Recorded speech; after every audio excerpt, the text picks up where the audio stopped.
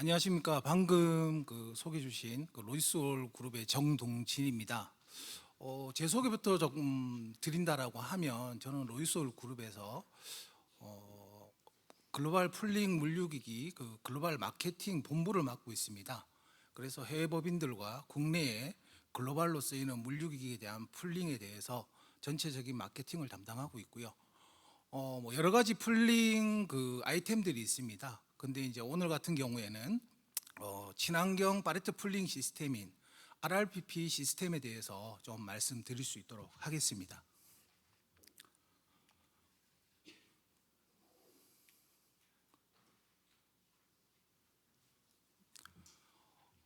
말씀드릴 순서는 현재 뭐 글로벌 환경 규제 동향이라든지 이런 부분들에 대해서는 앞에서 발표자분들께서 좀 많은 정보를 제공해 드렸기 때문에 이 부분에 대해서는 좀 간단하게 좀 말씀을 드리고요. 그리고 지속 가능 패키징에 대해서 좀 말씀드리고자 하는데 이런 것들은 어떻게 풀링사하고 참여자들이 어떤 기능을 가지고 좀 참여할 수 있는가에 대해서 좀 말씀드리고 나서 본격적으로 RRPP 소개를 좀 드리고 RRPP가 지금 취할 수 있는 친환경 인증에 대해서 좀 간단하게 좀 말씀드릴 수 있도록 하겠습니다. 2024년에 구속력 있는 글로벌 플라스틱 협약 합의문을 마련할 수 있는 결의안이 뭐 도출되었지만은 논의 과정에서 플라스틱 감축뿐만이 아니라 재활용 등 다른 해법을 찾아야 된다라는 의견들이 좀 여전하게 지금 나오고 있는 그런 사항이 되겠습니다. 그리고 UNEP에서는 신플라스틱 경제 글로벌 공약을 통해서 2025년까지 포장재의 플라스틱 문제를 해결하고자 목표를 좀 설정하였고 그 목표에는 플라스틱 포장재의 100% 재사용이라든지 뭐 재활용, 퇴비화 가능성 보장 등 플라스틱 포장재의 재활용 플라스틱 함유 비율 등 뭐 포함이 좀 되어 있습니다. 기업들은 이러한 규제에 따라 가지고 운영 전략을 좀 수립할 필요가 있다라고 저는 사료가 되고 있습니다. PPWR은 앞에서도 좀 많이 말씀을 주셨는데 포장 및 포장 폐기물 규제에 대해서 말씀을 하고 계십니다. PPWR의 목표는 한 5가지로 요약을 하고 있는데 폐기물 감소라든지 재활용 및 회수, 생산자 책임 확대, 그다음에 시장 조화, 재활용 재료의 사용 등이 있습니다. 그런데 PPWR에서 좀 강조하고 있는 부분이 또 따로 있습니다. 어떤 유형의 재사용 가능한 포장재가 있는가에 대해서 좀 고민을 하고 있습니다. 현재 접이식 플라스틱 상자라든지 파레트라든지 뭐 대용량 컨테이너를 포함해서 2030년까지 최소 40%가 재사용 가능해야 한다라고 되어 있고요. 2040년까지는 70%가 재사용 가능하게 해야 된다는 게 좀 목표로 나와 있습니다. 이런 부분들을 감안을 했을 때 앞에서 집중되었던 재활용 분야뿐만이 아니라 재사용 분야에도 상당히 우리 기업들은 집중을 해야 된다라고 지금 생각을 하고 있습니다. 지속 가능 패키징에 대해서 좀 정의를 하고자 말씀을 드리는데 뭐 그 정의를 내리기는 좀 쉽지 않은 것 같습니다. 뭐 각각의 전문가들의 의견이 다르고 환경이 좀 다르기 때문에 하지만은 뭐 바라보는 경향성이 좀 다를 수는 있지만은 모든 분들이 정과정 평가에 따라서 이런 지속 가능 패키징을 평가해야 된다라고 좀 얘기를 하고 있습니다. 현재 제품의 흐름도를 좀 보시게 되면 내용물이 1차 포장에 담겨서 2차 포장 박스라든지 이런 부분에 담겨서 3차 포장 운송을 할 수 있는 팔레트라든지 컨테이너 상자에 들어가서 운송이 되고 소비되고 폐기되는 시스템이 있습니다. 여기서 포장재의 지속 가능성을 볼 때 현재 뭐 디자인을 좋게 한다, 재사용을 한다, 리사이클을 한다라고 되어 있는데 저희가 물류기기 풀링사이다 보니까 좀 집중하는 부분들에 대해서는 리유저블, 재사용에 좀 집중을 해서 말씀드릴 수밖에 없는 그런 구조로 되어 있습니다. 이 부분은 뭐 여러분께 예를 들어서 좀 말씀드리고 싶은 부분이 있습니다. 새우깡을 수출을 하는 부분에 대해서 한 팔레트가 한 56박스 정도 되는데 그 무게를 측정을 해보면 7.3kg 정도의 폐기물이 발생한다라고 되어 있습니다. 근데 이 한 팔레트를 싣고 나가기 위해서 옆에 팔레트를 보시게 되면 6kg에서 13kg의 팔레트, 일회용 팔레트를 쓰고 있습니다. 이런 13kg까지 나가는 팔레트를 씀으로 인해 가지고 더 큰 환경에 대한 문제를 일으키고 있는데, 이런 팔레트를 재사용함으로 인해 가지고 훨씬 더 큰 탄소 저감 효과를 좀 발생시킬 수 있는 그런 효과가 있다라고 저는 여기서 말씀드리고 싶어서 이 그림을 좀 넣어봤습니다. 그리고 요거는 뭐 리사이클보다는 리유저블이 훨씬 효과적이다. 탄소 배출이라든지 환경에 대해서는 그런 부분들에 대해서 강조하고 싶어서 지금 리유저블 오른쪽에 보시면은 곱하기 알파라고 되어 있지만은 이런 부분들이 계속 재사용되거나 한 이후에 리사이클로 들어가게 되면 훨씬 높은 효과를 발생시킬 수 있다는 것에 대해서 좀 말씀드리고 싶습니다. 그런데 이런 지속 가능 패키징에 대해서 풀링사의 역할은 무엇인가에 대해서 좀 정의를 하고 넘어가고자 하고 있습니다. 먼저 선행되어야 되는 것들은 이런 재사용 가능한 물류기기들이 개발되어야 되겠습니다. 첫 번째 보시면 오늘 말씀드릴 RRPP 팔레트입니다. 재사용 팔레트이고 글로벌로 지금 운영 중에 있고 이번 다음 시간에 발표될 RRCC입니다. RRCC 같은 경우에는 클랍시블 컨테이너라고 해서 재사용 가능한 골판지 박스나 이런 부분들에 대체용으로 지금 저희가 설계되어 있는 부분들이 있습니다. 그리고 보시면은 아래 여러 가지 IBC들이라든지 박스들이 있습니다. 이런 부분들은 금속이 될 수도 있고 플라스틱이 될 수도 있습니다. 그러나 자동차 업계에서는 상당량 플라스틱 IBC가 사용되고 있습니다. 그리고 액상 업계에서는 고정식 IBC가 사용됨으로 인해 가지고 폐기물이 많이 발생하고 있습니다. 최종적으로는 아래 보시면은 뭐 폴드콘, 폴드밴이라고 되어 있는데, 요거는 해상용 컨테이너를 4분의 1 타입으로 접어서 탄소 배출량까지 좀 절감해 보겠다라는 그런 생각을 가지고 개발되고 사업이 추진되고 있습니다. 이뿐만이 아니라 이런 물류기기들을 어떻게 공급할 것이냐, 어떻게 회수할 것이냐에 대해서 의문을 가지실 수 있는데, 저희 그룹사 같은 경우에는 지금 21개 국가에 75개 국내외 지점을 운영을 하고 있고 200개 물류센터를 운영하면서 공급망 관리를 하고 있고 회수 네트워크를 갖춰 나가고 있습니다. 추가적으로 저희가 지금 부족한 부분은 아프리카 부분하고 남미 부분입니다. 이런 부분들은 향후에 지속적으로 빠른 시간 내에 네트워크를 확장해 나갈 계획이 있습니다. 여기서 참여자의 역할은 무엇인가라고 고민하실 수는 있습니다. 여기에 뭐 기업 관계자분들도 계시고 뭐 정부 관계자분들도 계시지만은 참여자는 하실 게 단 한 가지밖에 없습니다. 적극적인 참여밖에 없습니다. 저희가 물류기기를 개발하고 공급망을 구축을 하고 회수 네트워크를 구축했습니다. 그런 부분에 대해서 적극적인 참여만 이루어진다라고 하면 환경을 보존할 수 있는 기틀은 충분히 마련될 수 있다라고 보아집니다. 로지솔뿐만이 아니라 글로벌적으로도 많은 뭐 이런 물류기기 풀링 회사가 있습니다만은 지역이 편협하거나 이런 부분들이 있습니다. 전 세계적으로 글로벌을 확대해서 회수하는 부분에 대해서는 로지솔이 좀 유일하다라고 생각하시면 될 것 같습니다. 그리고 이런 지속 가능 패키징은 풀링사뿐만이 아니라 참여자분들하고 함께 좀 만들어 나가는 길이라고 말씀드리고 싶어서 이 장표를 좀 만들었습니다. 본격적으로 RRPP에 대해서 좀 말씀드리겠습니다. RRPP는 재사용 가능한 친환경 소재를 사용을 했고요. 그다음에 금형 구조를 좀 특별하게 만들어서 충분한 내구성을 가지게 만들었습니다. 그리고 새로운 글로벌 스탠다드를 만들기 위해서 그 기준을 제시하고 있고요. 그다음에 RFID가 삽입됨으로 인해 가지고 가시성이라든지 IoT 정보를 제공할 수 있는 스마트 팔레트라고 보시면 되겠습니다. 현재 RRPP는 정과장 평가를 대략적으로 했을 때 탄소 배출량을 한 일회용 대비 한 73% 정도 줄일 수 있다라는 예측이 되고 있습니다. 뭐 저희가 주로 추진하는 분야 같은 경우에는 석유화학 1차적으로 석유화학 업계가 많고요. 그다음에 전자업계, 그다음에 식품업계, 유통업계로 지금 퍼져나가고 있는 그런 상황이 되겠습니다. 앞에서 말씀드렸던 것처럼 로이솔은 21개국에 75개 지점 200개 물류센터를 운영하고 있다는 걸 다시 한 번 더 강조드리고 싶고요.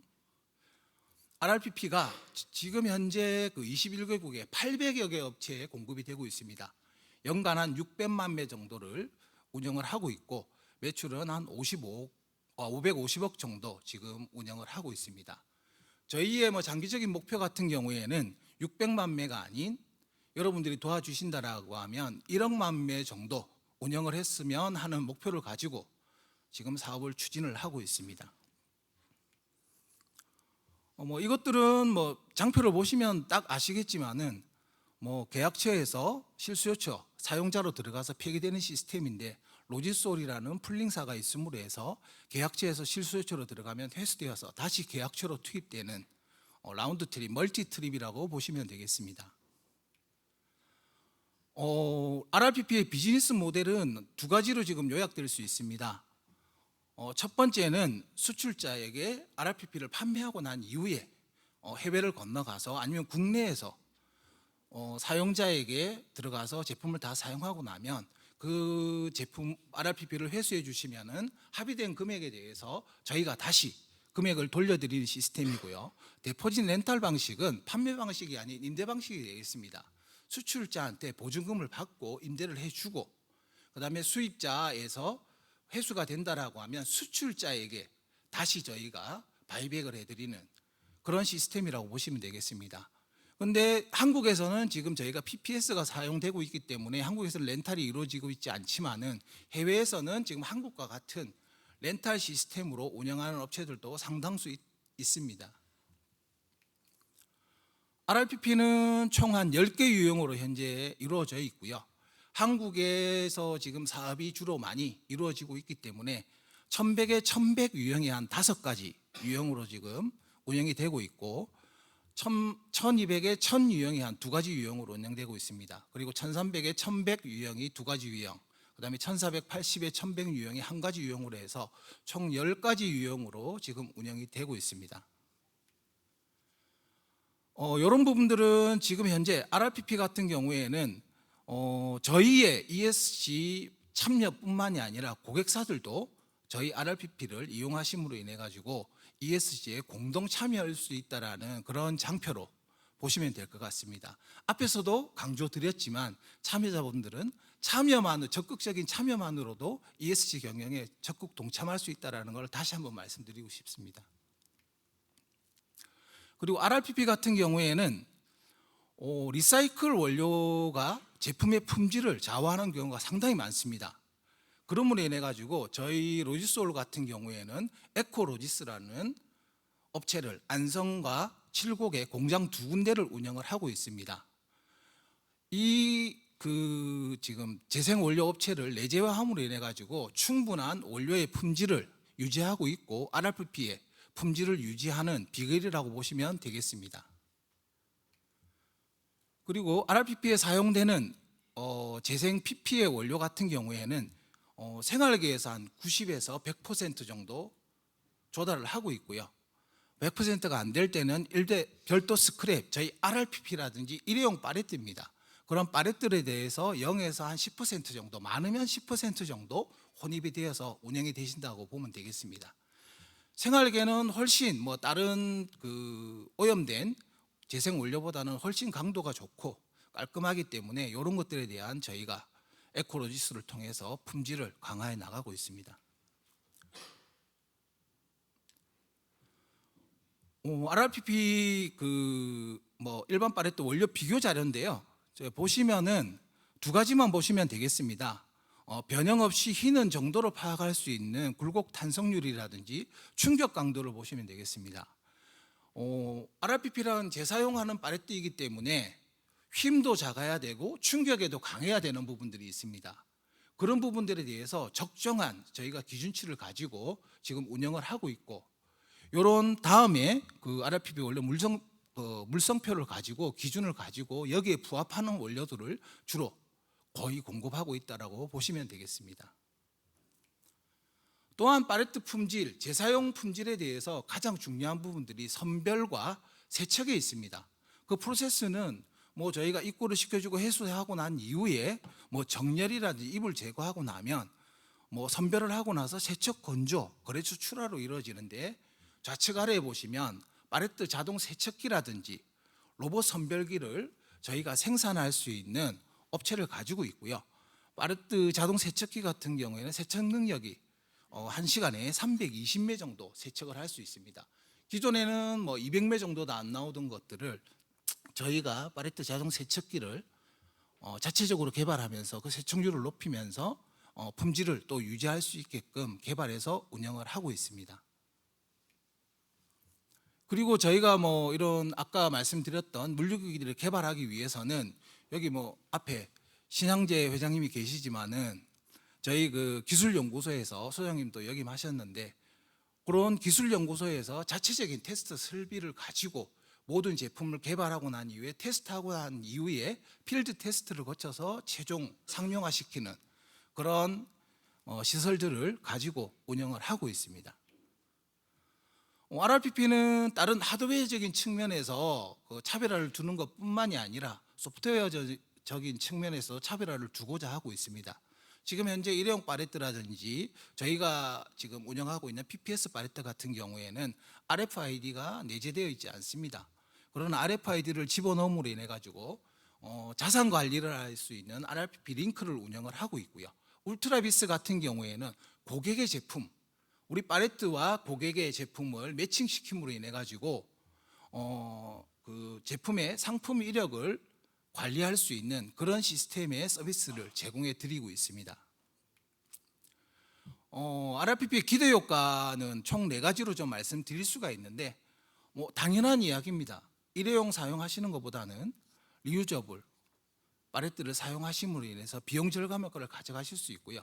그리고 재활용된 원료로 재사용할 수 있는 파레트를 이용하심으로 해서 고객분들의 친환경 이미지를 강화시킬 수 있습니다.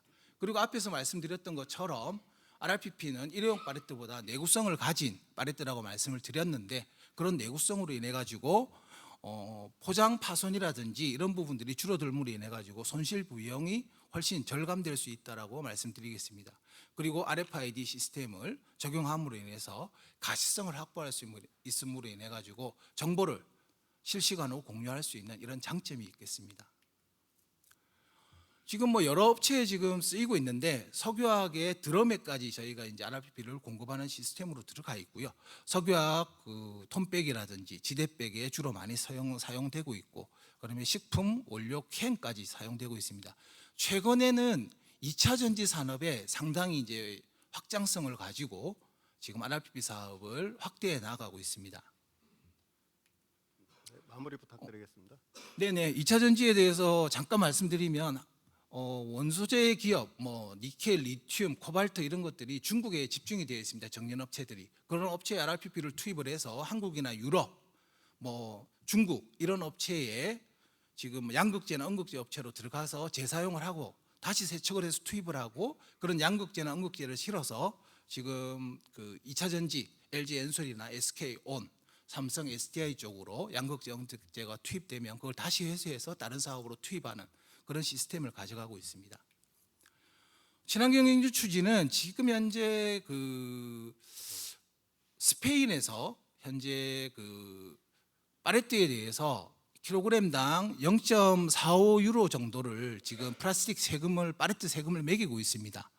현재 그런 세금을 매기고 있는데 저희는 스페인과 협의를 해서 EN 13429라는 인증을 받음으로 해서 리터너블 패키징을 인정받음으로 해서 이 세금을 감면받을 수 있는 사항이 진행되고 있습니다. 인증을 진행 중에 있고 여러 나라로 지금 확대해 나가고 있는 그런 사항이 되겠습니다.